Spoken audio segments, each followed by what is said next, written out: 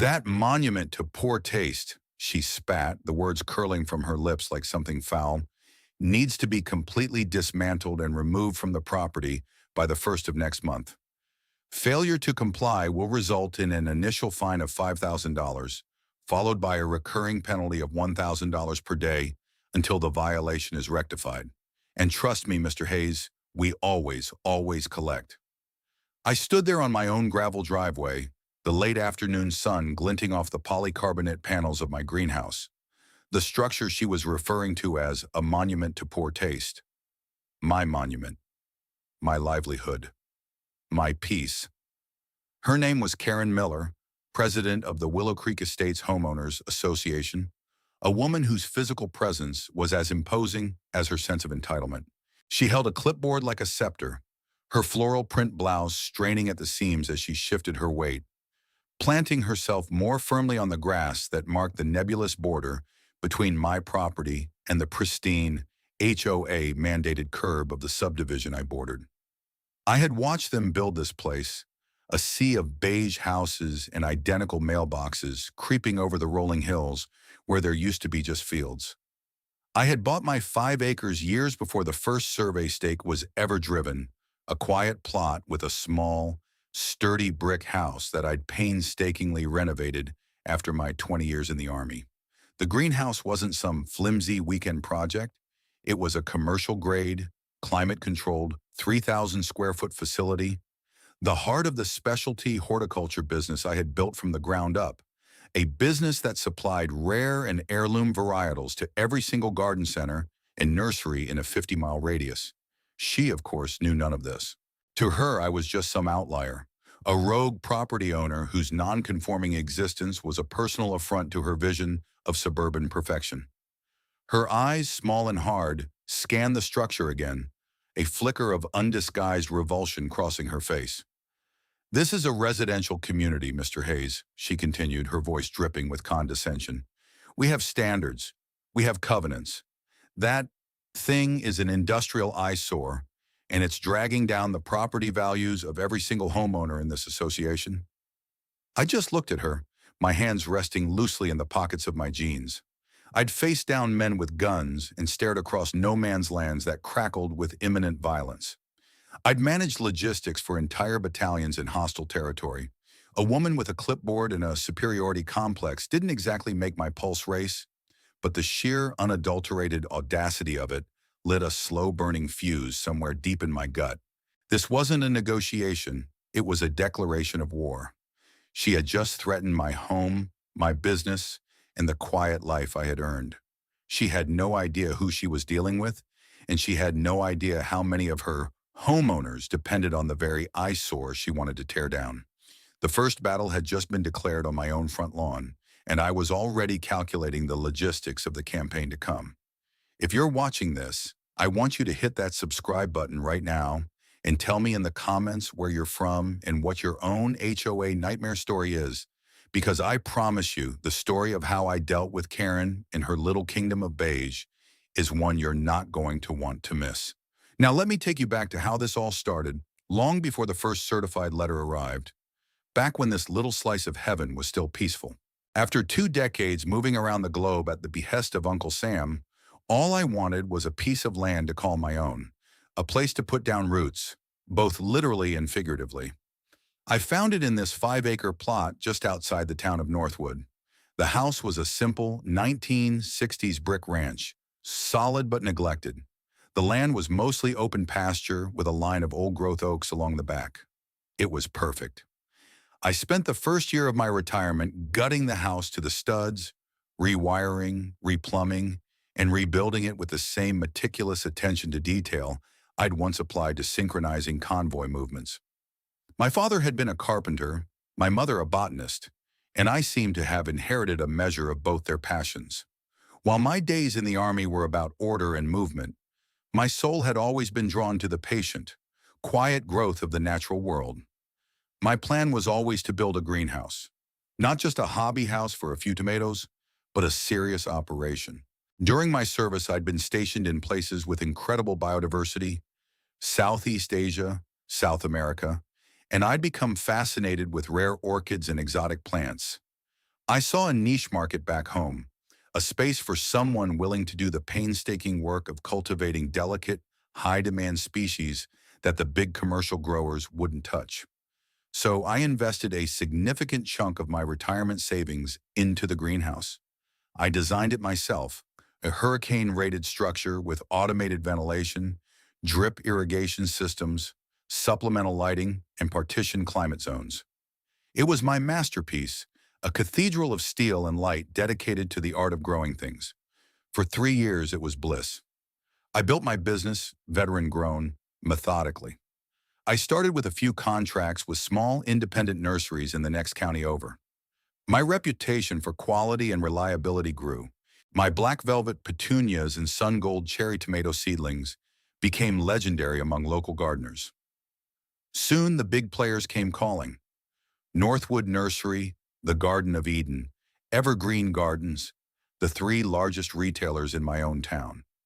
They were tired of inconsistent quality from their national suppliers and were thrilled to have a local source of unique, robust plants.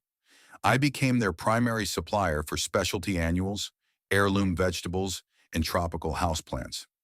Life fell into a rhythm dictated by the seasons, not by deployment schedules.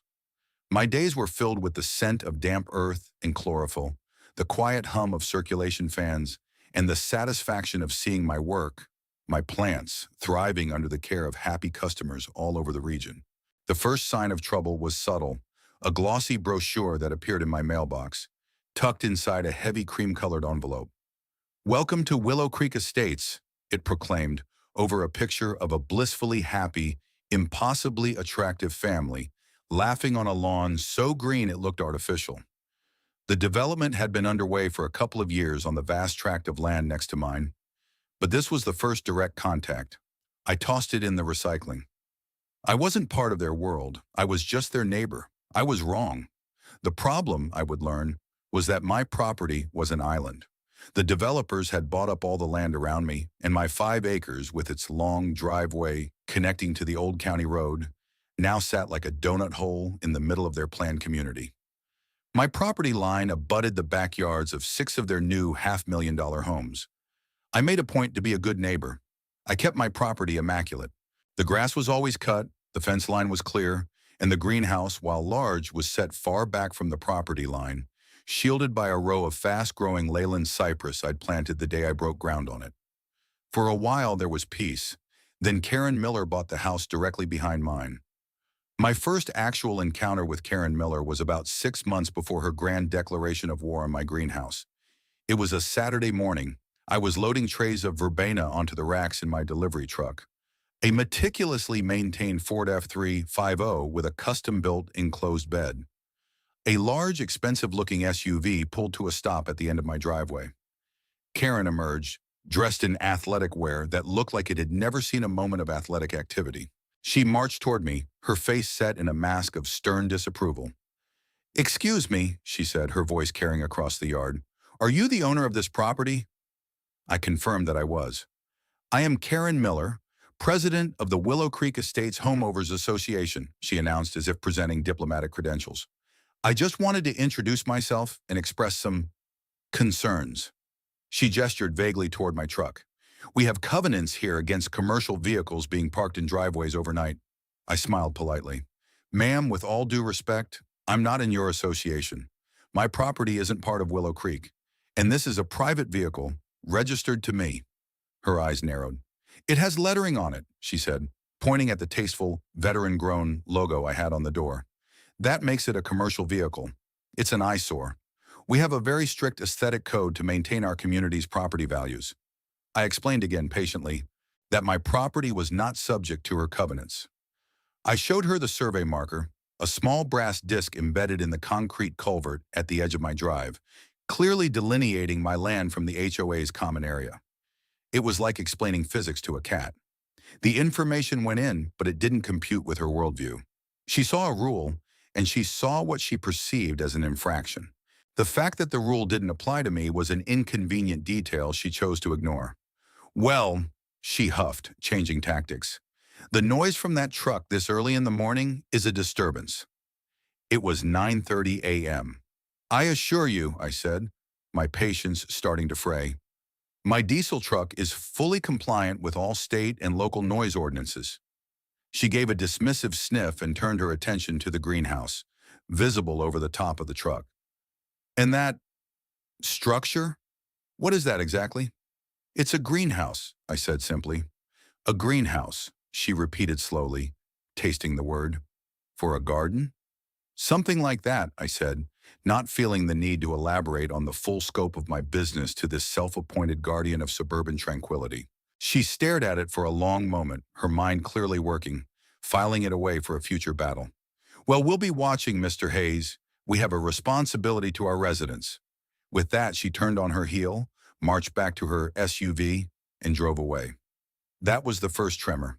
The earthquake would come later. The following weeks were a campaign of petty harassment. I'd find anonymous notes tucked under my windshield wiper. Your grass is half an inch too long.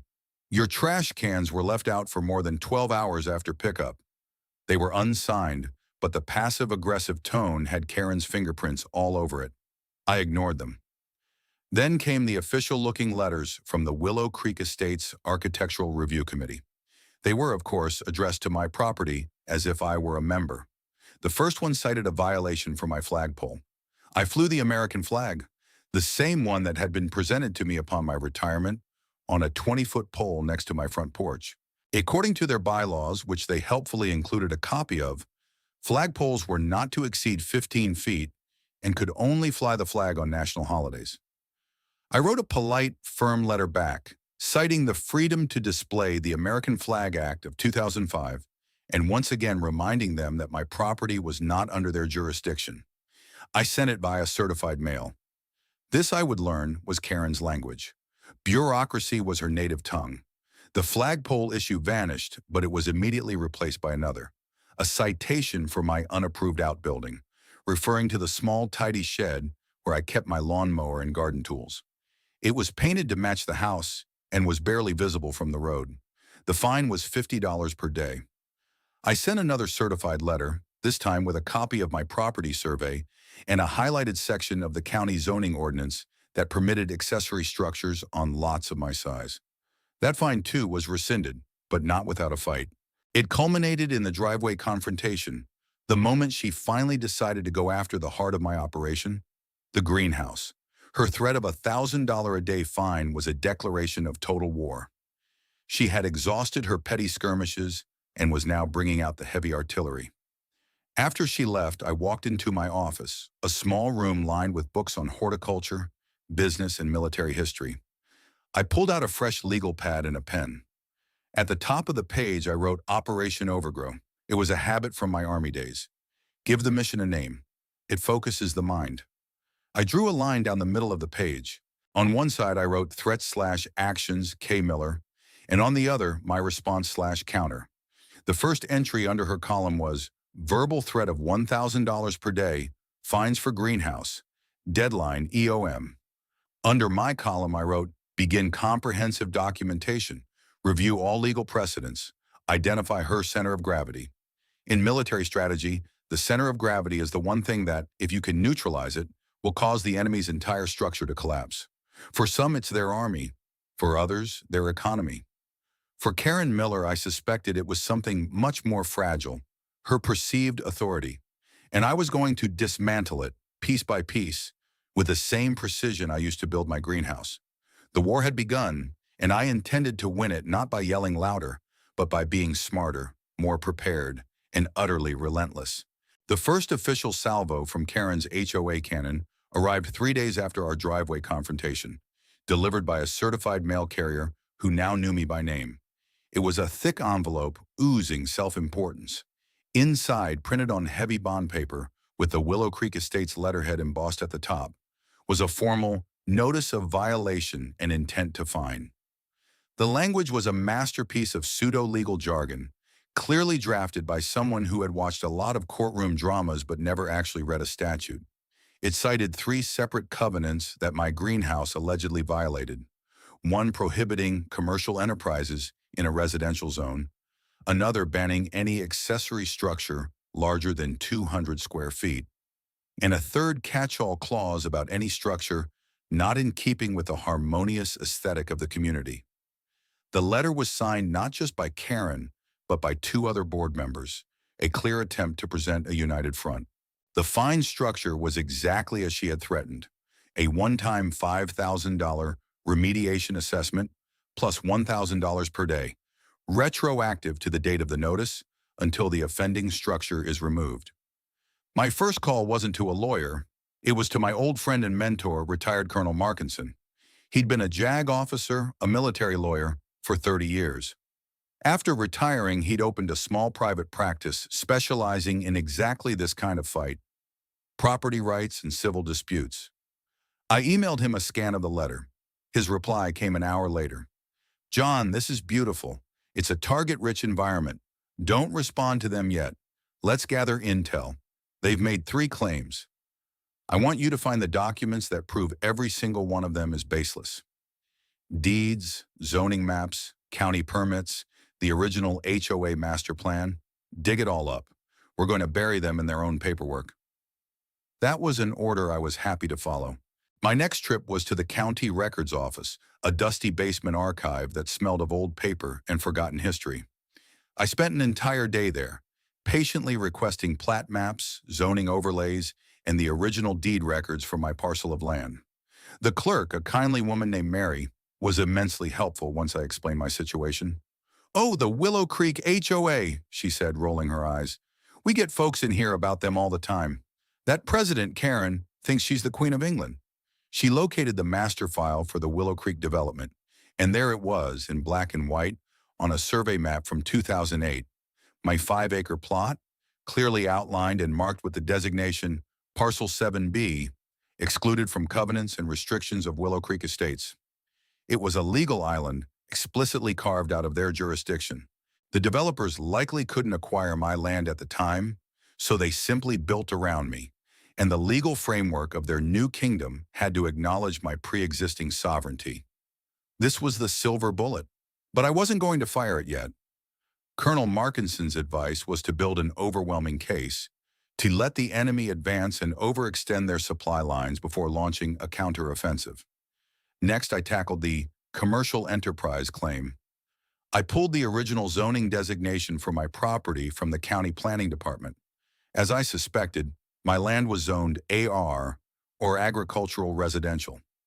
This classification, common in transitional areas between rural and suburban zones, explicitly permitted small-scale agricultural businesses, including nurseries and greenhouses, as long as they met certain environmental and traffic standards, all of which I had meticulously followed when getting my business license and permits. I had copies of every permit, every inspection report, every single piece of paper the county had ever required of me. I went home and spread the documents out on my dining room table. The map from the records office, the zoning certificate, my original building permit for the greenhouse, which had been approved and signed off on by the county inspector. It was an airtight case. Karen's entire argument was built on a foundation of pure fantasy. She was applying her rules to a property that was legally exempt, regarding a business that was legally permitted. I scanned every document and saved them to a dedicated folder on my computer labeled Evidence. Then I started on Phase 2 of Operation Overgrow. Surveillance and documentation. I installed a small, discrete security camera with audio recording capability under the eaves of my front porch, aimed directly at my driveway and the front of my house. Any future conversations with President Miller would be on the record. I also began a daily log. Every time I saw her SUV drive slowly past my house, I noted the time. Every time a new anonymous note appeared, I photographed it, logged it, and placed it in an evidence bag. It felt like being back in an intelligence unit, building a pattern of life analysis on a hostile target. The fines started to accumulate, at least on paper. Every week a new letter arrived, each one more strident than the last. The total owed ticking up into the tens of thousands. I filed each one in a binder, chronological and pristine. I did not respond. My silence, I knew, would be interpreted by a personality like Karen's as weakness or fear. She would be emboldened. She would escalate. And that's exactly what I wanted. I needed her to overreach so spectacularly that when the time came, Her fall would be absolute. While her paper army was massing at my gates, my real-world business was hitting its spring peak. My truck was on the road 5 days a week, the veteran-grown logo, a familiar sight to every landscaper and nursery owner in the region. My greenhouse was a riot of color and life. Thousands of geraniums, impatiens, and marigolds waiting for their place in the meticulously manicured flower beds of towns like Northwood. The irony was rich. The very harmonious aesthetic Karen claimed to be protecting was, in large part, grown, nurtured, and supplied by the very industrial eyesore she was trying to destroy. She was at war with her own supply chain and was completely oblivious. The fuse I'd felt light in my gut was no longer a slow burn. It was a steady, controlled flame, fueling a cold, calculated resolve. This was no longer just about my property. It was about the principle. It was about a bully who used a flimsy shield of rules to terrorize people.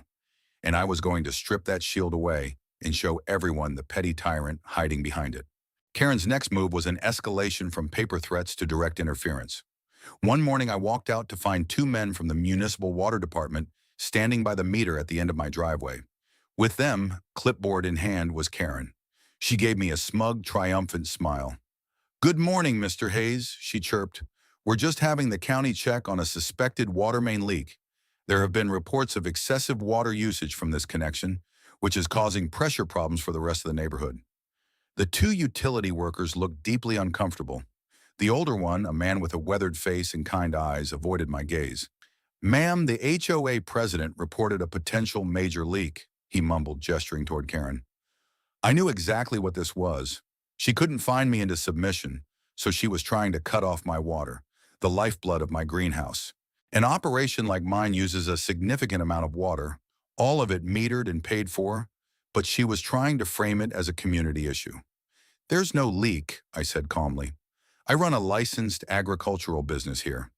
My water usage is consistent with my business operations and is fully compliant with my commercial water agreement with the county." I turned to the workers. "You can check the meter. The leak indicator is static.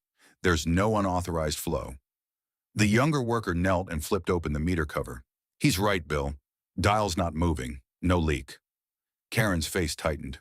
"Well, the usage is still astronomical. It's draining our resources. This is a residential line."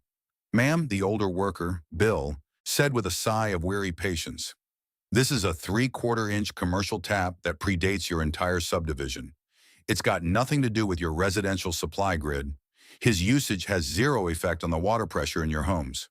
He snapped the meter cover shut and tipped his hat to me. "Sorry to bother you, sir. We're all clear here." As they walked back to their truck, Karen stood frozen, her face a thunderous mask of fury. She had been publicly contradicted and overruled. Her authority had been shown to be hollow. "This isn't over," she hissed, her voice low and venomous, before storming off toward her house. The incident was a gift. I saved the footage from my porch camera, a crystal-clear recording of her attempting to use a public utility to harass me. It went into the evidence folder, but it also told me something important. She was getting desperate, and desperate people make mistakes. This was the moment I decided to shift from defense to offense. It was time to start talking to my neighbors in Willow Creek. My first visit was to a man I'd seen walking his golden retriever past my house every morning. His name was Dave. He was also a veteran, a former Marine, and we'd exchanged nods and brief pleasantries. I saw him out mowing his lawn that Saturday and walked over. I noticed his flagpole was gone. "Hey, Dave," I said. "John Hayes from next door." He shut off the mower and wiped his brow. "Hey, John. Good to put a name to the face." "I couldn't help but notice your flagpole is down," I said, getting straight to the point. His face darkened. "Yeah, the HOA got a letter from the queen bee herself, Karen Miller. Said it was 1.5 feet too tall and I didn't have architectural review committee approval to install it. Wanted to fine me $100 a day." "You're a Marine," I said. "You're telling me you let some HOA tell you can't fly the flag?" "It wasn't worth the fight, man," he sighed. "My wife, she just wanted to keep the peace. They threatened to put a lien on the house. We just moved here. Didn't want to start a war." "The thing is, Dave," I said, lowering my voice, "the war has already started. She's coming after me now, trying to get my greenhouse torn down. I told him the whole story, the fines, the water department incident. As I spoke, I saw a familiar spark ignite in his eyes, the look of a man who was tired of being pushed around. "That woman," he muttered, "she's a tyrant. You know she made the Hendersons, 3 doors down, rip out a 20-year-old oak tree because she said it was shedding leaves into a common area?" "I'm gathering information," I told him, "documenting everything. I think she's overstepping her authority, maybe even breaking the law. I was wondering if you'd be willing to give me a written statement about the flagpole incident. Just the facts. What happened? Who said what the outcome was." He looked at my house, then back at his own. He thought for a moment. Then a slow grin spread across his face. "You're building a case, aren't you? Like a proper mission debrief." "Something like that," I said. "Hell yes, I'll give you a statement," he said, extending his hand. "Count me in. Anything to knock that woman off her high horse." That was the beginning. Dave introduced me to the Hendersons, an elderly couple who were heartbroken about their oak tree. They showed me the letters, the threats of legal action. They gave me a statement. They in turn introduced me to a young family, the Garcias, who had been fined $2,000 because their children's swing set was made of cedar instead of the approved composite plastic material. Each story was more absurd than the last. Karen wasn't just enforcing rules. She was inventing them, twisting them, and using them as a cudgel to impose her will on everyone. She fined a woman for having a pink flamingo in her garden, calling it tacky lawn ornamentation. She forced another homeowner to replace their entire roof because the shingles were, in her opinion, a shade too dark. I collected their stories, their letters, their canceled checks for unjust fines. I scanned every document. The evidence folder grew, branching into subfolders. Flagpole, oak tree, swing set, flamingo. A clear and undeniable pattern of abuse was emerging. Karen wasn't a president. She was a racketeer, extorting money from her neighbors under the guise of community standards. The more people I talked to, the more I realized the scope of her tyranny. People were afraid of her. They paid the fines and complied with her ridiculous demands because they didn't have the time, money, or energy to fight. They felt isolated, alone. But now they weren't alone. I was connecting the dots, forging their individual grievances into a single powerful narrative of systemic abuse. Operation Overgrow was no longer just about saving my greenhouse. It was about liberating an entire neighborhood. The deeper I dug into Karen's reign, the more I became convinced that her motivation wasn't just a thirst for power, but also greed. The sheer volume of fines she was levying had to be generating a significant stream of revenue for the HOA. The question was, where was all that money going? According to HOA regulations in our state, any member is entitled to review the association's financial records with a formal written request. It was time to follow the money. I drafted a formal letter citing the specific state statute and requested a complete copy of the HOA's financial statements for the past 3 years, including the annual budget, a detailed ledger of all income and expenses, and all bank statements. I sent it via certified mail directly to the HOA's management company with a copy to each of the board members, including Karen. The law gave them 30 days to comply. While I waited, I continued to build my coalition of the willing. My weekly intel meetings with Dave, the Marine, became a regular thing. We'd sit on my back porch, overlooking the greenhouse Karen so despised, and go over the new information I'd gathered. He became my de facto executive officer. "You've got to see this," I told him one evening, showing him a spreadsheet I'd created. "I've logged 17 unique cases of fines or forced expenditures in the last 2 years alone, totaling over $40,000, and that's just from the 12 families I've spoken to. Imagine the true number." Dave whistled. "That's a lot of money for ugly swing sets and dark shingles. Where do you think it's going?" "That's the million-dollar question," I said, or more accurately, the $40,000 question. Karen, meanwhile, was not idle. Having failed to shut off my water, she moved on to a new front, zoning and permits. One afternoon, a car from the county planning and zoning department pulled into my driveway. A harried-looking inspector named Mr. Davies got out, holding a tablet. "Mr. Hayes?" he asked.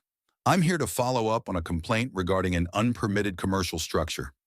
I invited him in, offered him a cold bottle of water, and led him to my office. "Let me guess," I said. "The complaint came from a Miss Karen Miller?" Davies gave a weak, apologetic smile. "The complaint was filed anonymously, but yes, it originated from a resident of Willow Creek. We have to follow up on every complaint." "Of course," and I said. I opened the file cabinet and pulled out a thick binder labeled Greenhouse Permits. I laid it on the desk. "Here you go. The original building permit application, the structural engineering report, the electrical and plumbing permits, the final inspection certificate from your own department, signed by your predecessor, Mr. Gable, and the certificate of occupancy. Anything else you need?" He spent the next 20 minutes scrolling through the documents on his tablet and comparing them to the hard copies in my binder. He looked stunned. "This is the most complete file I've ever seen," he said. "Everything is perfectly in order. The structure is 100% compliant with its 2015 permit." "I'm aware," I said. "The person filing these complaints seems to believe that if she harasses me enough, the rules will magically change." "Mr." Davies shook his head. "Look, off the record, we know what's going on. Ms. Miller calls our office at least once a week with some new, baseless complaint about someone. Frankly, she's wasting a significant amount of county resources. This is the fourth time we've been called out to your property for a complaint filed from that subdivision, all of them unfounded." He handed me his card. "If she tries to pull something like this again, call me directly. We'll start documenting it as harassment." Another piece of evidence. Another ally, however informal, within the county bureaucracy. I walked him out, and as he was leaving, he paused and looked at my greenhouse. "You know," he said, "my wife buys your heirloom tomatoes every spring from the Garden of Eden.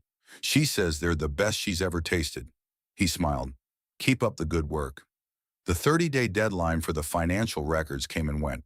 I received a letter from the HOA's management company stating that my request was overly broad and burdensome and would not be fulfilled. This was the moment Colonel Markinson had been waiting for. "They just handed us the keys to the kingdom," he said when I called him. "Refusing a legitimate records request is a serious breach of the state's HOA Act. It carries its own penalties, and it gives us the legal standing to file a motion to compel in court. But we're not going to do that yet. We're going to use it as leverage." He was right. A court battle would be long and expensive. I wanted to resolve this in a different arena, the court of public opinion within Willow Creek itself. The annual HOA members meeting was in 6 weeks. The agenda had just been posted online. The very first item under new business was vote on enforcement action for Parcel 7B, Hayes property. Karen was planning to put the fate of my greenhouse up for a public vote. She was going to use the forum to rally the residents, paint me as the enemy, and get their official blessing for her crusade. It was arrogant, it was theatrical, and it was the perfect venue for my counterattack. The day after the agenda was posted, I received the financial documents I had requested, not from the management company, but from a plain manila envelope left in my mailbox. Inside was a USB drive and a single typed note. "She's robbing us all blind. A fellow board member." I plugged the drive into my computer. It contained everything I had asked for and more.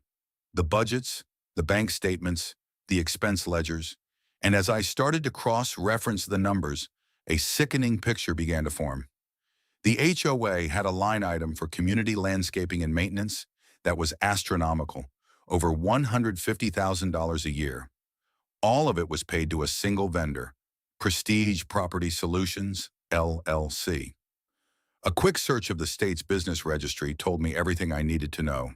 The registered agent and sole proprietor of Prestige Property Solutions was a man named Gary Miller, Karen's husband.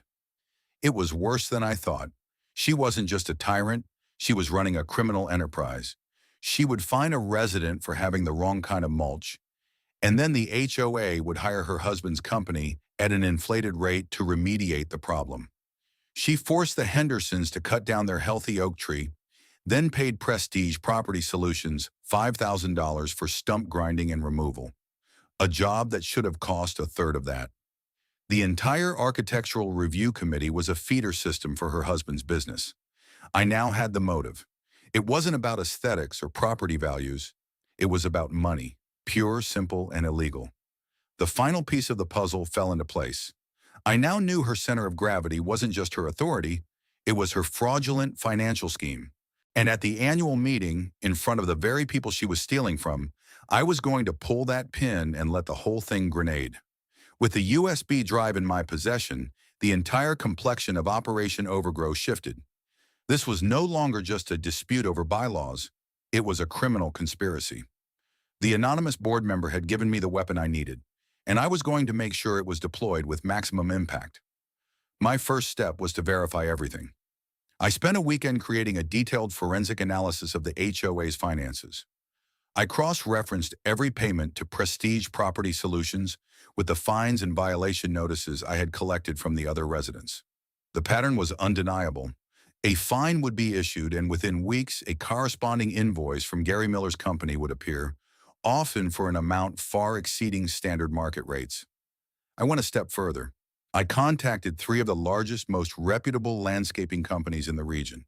Posing as a potential customer from a new HOA, I got quotes from them for the exact services that Prestige Property Solutions had performed, like the Henderson's tree removal and the Garcia's mulch replacement. The quotes I received were, on average, 60 to 70% lower than what Karen's husband had charged the HOA. I now had concrete proof of price gouging. The total amount funneled to her husband's company over 3 years was just shy of $250,000. This was grand larceny masquerading as groundskeeping. Colonel Markinson was ecstatic when I presented him with my findings. "John, this is better than I ever could have hoped for," he said, looking over my spreadsheets. "This isn't just a civil matter anymore. This is fraud, embezzlement, and conspiracy.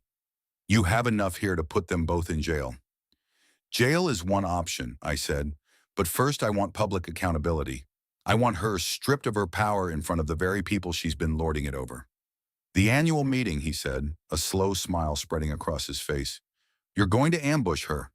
"It's her chosen battlefield," I replied. "I'm just going to make sure the terrain is prepared to my advantage." We spent the next few weeks preparing for that meeting like it was a D-Day landing. We didn't want to just present information. We wanted to tell a story, one so compelling and undeniable that it would incite a rebellion. I bought a high-quality projector and a portable screen. I converted my financial analysis, the evidence of price gouging, the property maps, and the scanned copies of Karen's threatening letters into a polished slideshow presentation. Each slide was a body blow. Slide 1, "Where is your money going?" showing the massive landscaping budget. Slide 2, "Meet Prestige Property Solutions," with the company's registration info showing Gary Miller as the owner. Slide 3, "Case Study, the Henderson's Oak Tree," showing the $5,000 invoice next to a $1,500 quote from a competitor. We rehearsed the presentation. Dave, my Marine neighbor, agreed to speak. He would tell the story of the flagpole, representing the personal cost of Karen's tyranny. Mrs. Henderson, a sweet but steely grandmother, also agreed to speak about her beloved tree. She was nervous, but the anger over what had been done to her outweighed her fear. The anonymous board member who had sent the USB drive made contact again, this time through a disposable email address.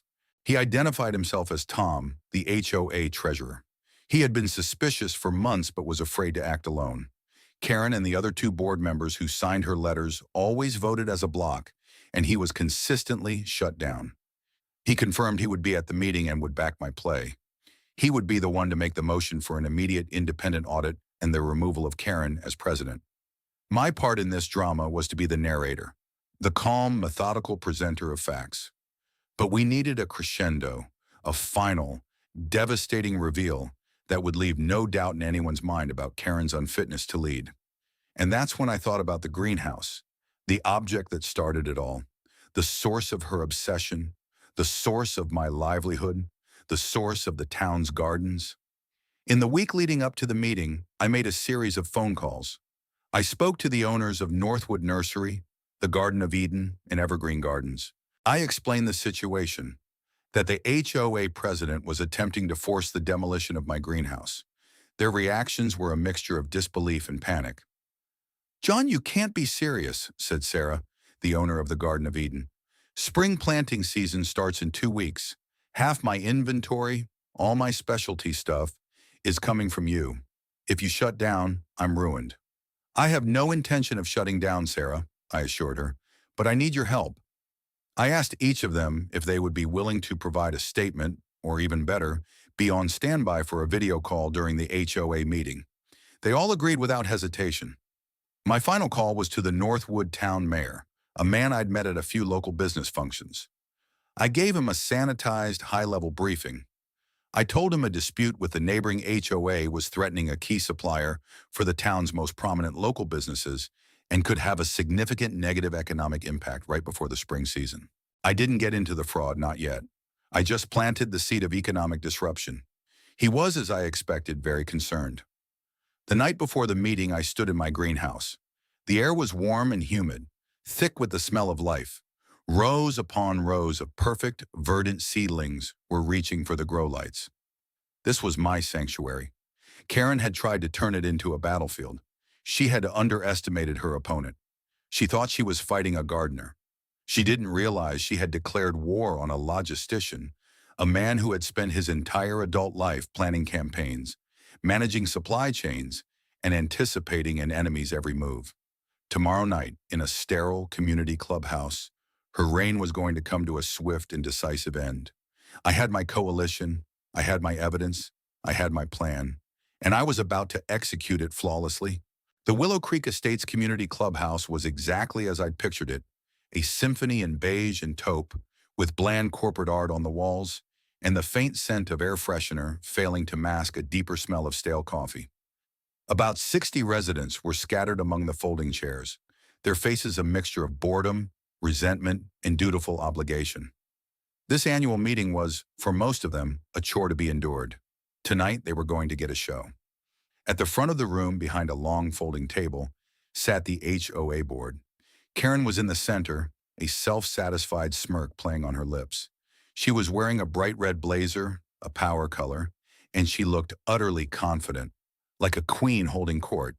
To her right sat her two loyalists, a man and a woman who nodded at everything she said. To her left sat Tom, the treasurer, the anonymous source of my financial bombshells. He looked pale and nervous, but when he caught my eye, he gave a short, determined nod. I set up my projector and screen at the side of the room, pretending to fiddle with the cables. Karen watched me with a look of amused contempt, as if I were a child bringing a toy to a grown-up meeting. She had no idea the toy was a guided missile aimed directly at her.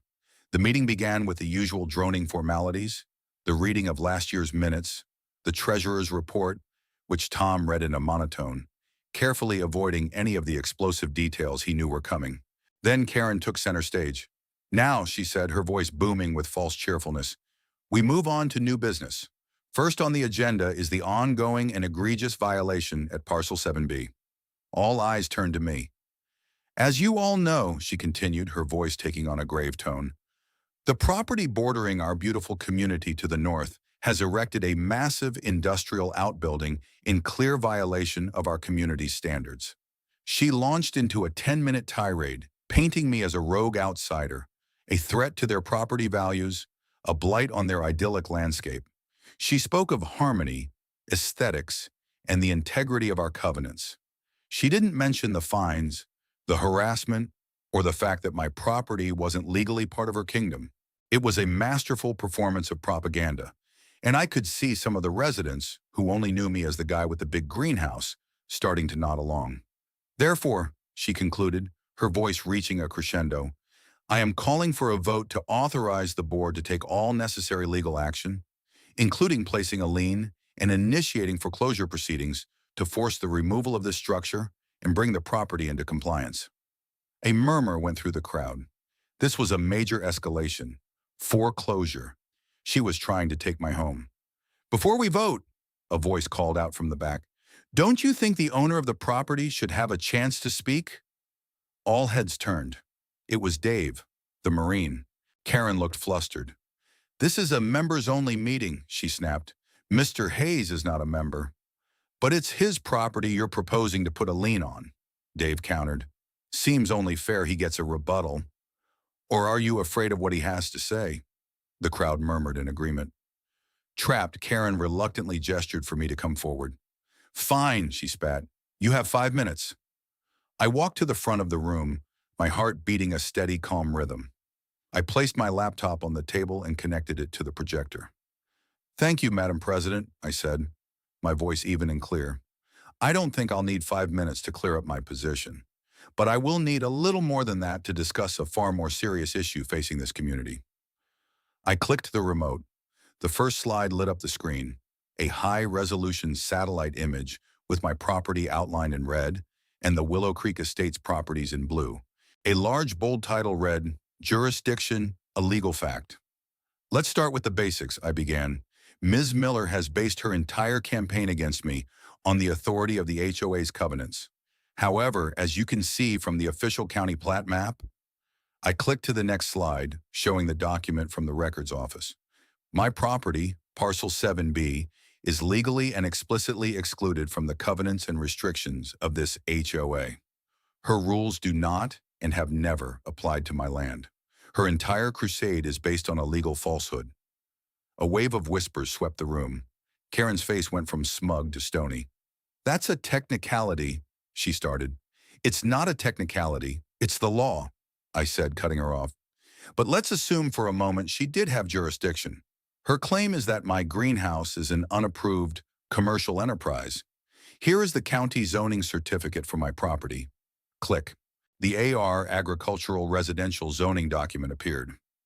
It's zoned for agricultural business, and here, click, are the county-approved building permits and certificate of occupancy for the structure. It is a legal, permitted, and fully compliant business. Karen was on her feet now. This is a distraction. The fact remains, it's an eyesore and it's harming property values. Is it? I asked the room. Let's talk about what's really harming this community. I looked at Dave. Dave, would you mind sharing your experience with the board's interpretation of aesthetics? Dave stood up and in a clear, powerful voice, told the story of being forced to take down his American flag. The crowd, which included several other veterans, began to mutter angrily. Then I gestured to Mrs. Henderson.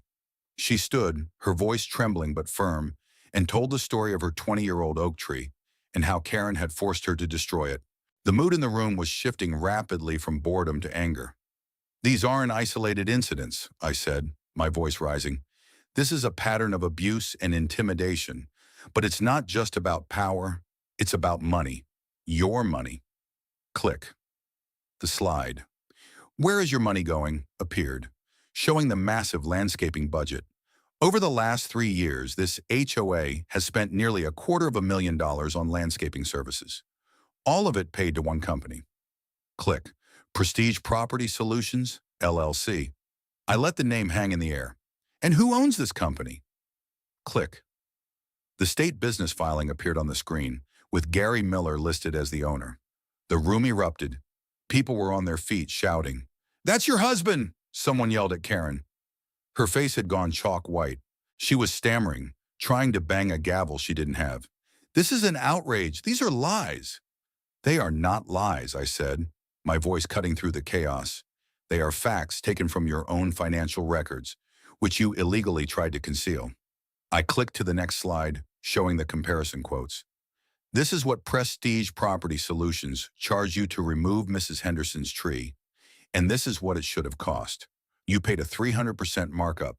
This isn't landscaping. This is theft. Tom, the treasurer, stood up.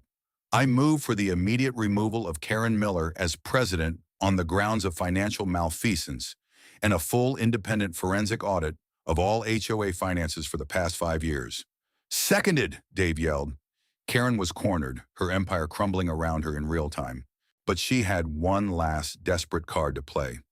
You people are fool, she shrieked, pointing a trembling finger at me. He is the problem, that disgusting factory he calls a greenhouse. It has to go. It serves no one. It benefits no one. It is a cancer on this community. It was the perfect setup, the final act. I held up my hand for silence. The room, sensing a final chapter, quieted down. Madam President, I said with a cold, calm smile, you say my greenhouse benefits no one. I find that interesting. Tell me, where do you buy the beautiful prize-winning petunias you have planted at the entrance to this community every year? The ones you always brag about in the community newsletter. She looked confused by the non sequitur. From the Garden of Eden nursery, of course. They have the best selection. They certainly do, I said. I pulled out my phone and tapped the screen. A moment later, a familiar face appeared on the projector screen via video call. It was Sarah, the owner of the Garden of Eden, standing in front of her store. Sarah, I said, could you please tell the members of the Willow Creek HOA, where you source 100% of your heirloom vegetable starts, your specialty annuals, and specifically your black velvet petunias? Sarah smiled into the camera. From you, John. They all come from veteran grown. We've been buying exclusively from you for 3 years. You're the best grower in the state. A collective gasp went through the room. I turned to the stunned crowd. The harmonious aesthetic of this community, the very flowers your president prides herself on, are grown in the industrial eyesore she's trying to tear down. Not only that, but my greenhouse also supplies Northwood Nursery and Evergreen Gardens. I supply every single nursery and garden center in this town.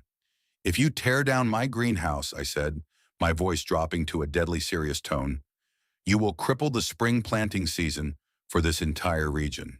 You will personally cause massive financial losses for a dozen local businesses. The beautiful gardens you all prize will be barren. I let that sink in. The silence was absolute. Karen stood there, her mouth agape, her face a grotesque mask of shock and defeat. She had been exposed as a liar, a bully, and a thief. And in her final desperate attack, she had been revealed as a monumental hypocrite, at war with the very source of her own vanity. Her center of gravity, her authority, her financial scheme, her very identity as the arbiter of community beauty, hadn't just been neutralized. It had been vaporized in a single, brilliant explosion of truth. The vote to remove her was nearly unanimous. The last I saw of her that night, she was slinking out a side door, her red blazer no longer looking powerful, but like a frantic warning light on a machine that had just catastrophically failed.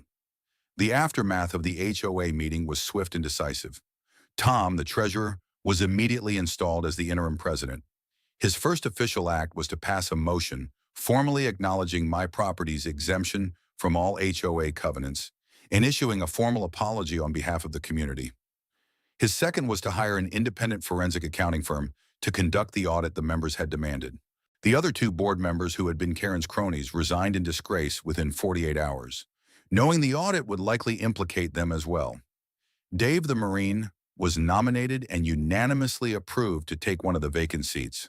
The power structure of Willow Creek Estates had been completely dismantled and was being rebuilt from the ground up by the very people Karen had victimized. The news of the financial scandal spread through the neighborhood like wildfire. The $250,000 figure was on everyone's lips. The sense of betrayal was palpable, but it was quickly replaced by a sense of empowerment. People who had been afraid to speak up were now openly sharing their own stories of Karen's petty tyranny. The pink flamingo reappeared in its owner's garden, a small, tacky symbol of a newfound freedom. The Garcias were told by the new board to keep their children's cedar swing set and that the $2,000 fine would be refunded as soon as the accounts were sorted out. A few weeks later, the forensic audit was complete. It was even worse than my initial analysis had suggested. The fraud was systematic and brazen. The accounting firm recommended that the HOA board press criminal charges against Karen and Gary Miller for fraud, embezzlement, and conspiracy.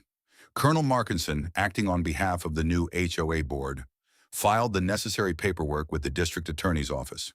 The police came to my house to take my official statement and collect the evidence I had compiled, the recordings, the financial analysis, the witness statements. The officer in charge, a detective with tired eyes, shook his head as he looked over my files. "This is the most thorough civilian investigation I've ever seen," he said. "You did our job for us." I just nodded. It wasn't about being a detective. It was about mission planning. Define the objective, gather the intelligence, choose the battlefield, and execute. Karen and her husband were arrested a week later. It was quiet, no sirens. An unmarked car just appeared in their driveway one morning and took them away. The news was in the local paper.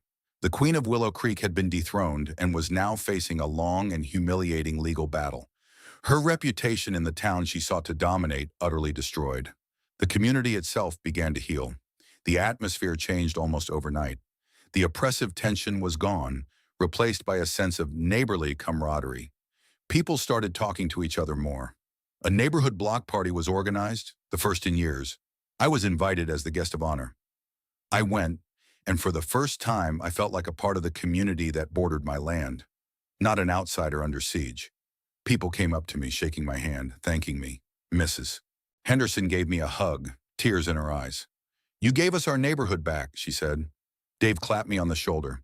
"Mission accomplished, John." The most satisfying moment, however, came a few days after the news of Karen's arrest. I received a phone call. It was the mayor.